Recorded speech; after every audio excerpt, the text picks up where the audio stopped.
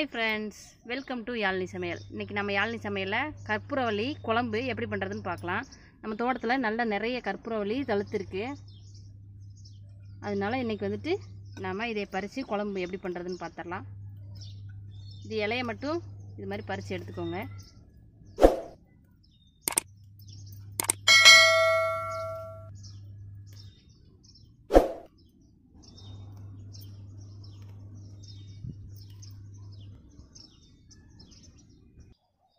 பாருங்க, எல்லா செடியிலேருந்து எல்லா இலையும் பறிச்சாச்சு. தேவையான பொருட்கள் பார்த்தலாம். நம்ம தோட்டத்துலேருந்து எடுத்துகிட்டு வந்த இந்த கற்பூரவள்ளியை நான் வந்து இது மாதிரி சின்ன சின்னதாக பிச்சு வச்சுருக்கேன். இது மாதிரி பிச்சு எடுத்துக்கோங்க. ஒரு பெரிய நெல்லிக்காய் அளவு புளி எடுத்து நான் ஊற வச்சுருக்கேன். நம்ம வீட்டிலேருந்து அரைச்சி எடுத்துகிட்டு வந்த மசாலா 2 ஸ்பூன் எடுத்திருக்கேன். தாளிக்கிறதுக்கு கடுகு, கொஞ்சமாக வெந்தயம், 2 வரமிளகா. நம்ம இன்னைக்கு வெங்காயம் தக்காளி எதுவும் சேர்க்க போகிறதில்ல. அதனால பூண்டு வந்து நான் வந்து 50 கிராம் உரிச்சு எடுத்திருக்கேன். வாங்க இப்போ எப்படி பண்ணுறதுன்னு பார்க்கலாம். இப்போ நம்ம நல்லெண்ணெய் சேர்த்துக்கலாம். நல்லெண்ணெய் சேர்த்து வச்சாதான் குழம்பு நல்லா வாசமாக இருக்கும். மருந்து குழம்பு எது செஞ்சாலுமே நல்லெண்ணெய் சேர்த்துக்கோங்க. ஒரு 50 ml சேர்த்துக்கோங்க. எண்ணெய் சேர்த்தாச்சு. எண்ணெய் நல்லா சூடாயிடுச்சு. நம்ம எடுத்து வச்சா வெந்தயம், கடுகு, இந்த வத்தல் 3 சேர்த்துடலாம் உள்ள.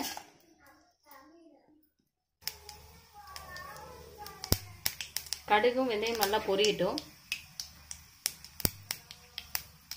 இப்போ நம்ம எடுத்து வச்சிருந்த பூண்டை உள்ள சேர்த்துடலாம்.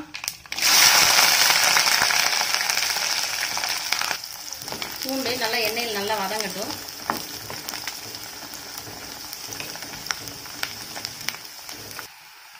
இப்போ பூண்டு நல்லா வதங்கிடுச்சு. நாம வெட்டி வச்சிருந்த இந்த கற்பூரவள்ளி இலையை பூண்டோட சேர்த்து வதக்கிடலாம்.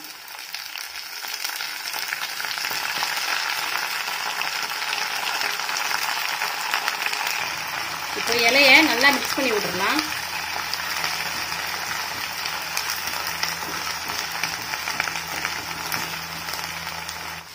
நம்ம கற்பூரவள்ளி நல்லா வதங்கிடுச்சு எண்ணெயில. பாருங்க, கற்பூரவள்ளி அதுல இருக்க நீர் சத்தை பூரா வெளியில விட்டுருச்சு. இப்போ நம்ம கரைச்சி வச்சிருந்த புளிக்கரைசலை உள்ள சேர்த்துடலாம். இப்போ நம்ம எடுத்து வச்சிருந்த மசாலா உள்ள சேர்த்துடலாம்.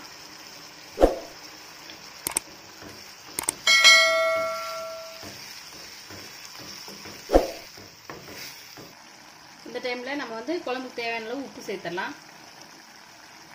இது நல்லா வெந்து வரட்டும். குழம்பு நல்லா கொதிச்சிருச்சு. இந்த எண்ணெய் கொஞ்சம் பிரிஞ்சு வர அளவுக்கு நல்லா மிக்ஸ் பண்ணி விட்டே இருங்க. நம்ம போட்ட நல்லெண்ணெய் வந்து பிரிஞ்சு வரணும். பாருங்க, இலையெல்லாம் நல்லா வெந்துருச்சு. ஒரு 5 நிமிஷம் கொதிக்கட்டும். குழம்பு நல்லா கொதிச்சிருச்சு. எண்ணெயும் பிரிஞ்சு வந்துருச்சு. இப்போ நம்ம அடுப்பு ஆஃப் பண்ணிடலாம். இந்த கற்பூரவள்ளி குழம்பு வச்சு சாப்பிட்டீங்கன்னா நெஞ்சுக்குள்ள இருக்க அந்த கட்டி சளியை கூட கரைச்சி வெளியேற்றிடும். அதனால குழந்தைங்களுக்கு இது மாதிரி குழம்பு வச்சு கொடுத்து பாருங்க. நம்ம வீடியோ பிடிச்சிருந்தா லைக் பண்ணுங்க, சப்ஸ்கிரைப் பண்ணுங்க ஃப்ரெண்ட்ஸ். Thank you for watch.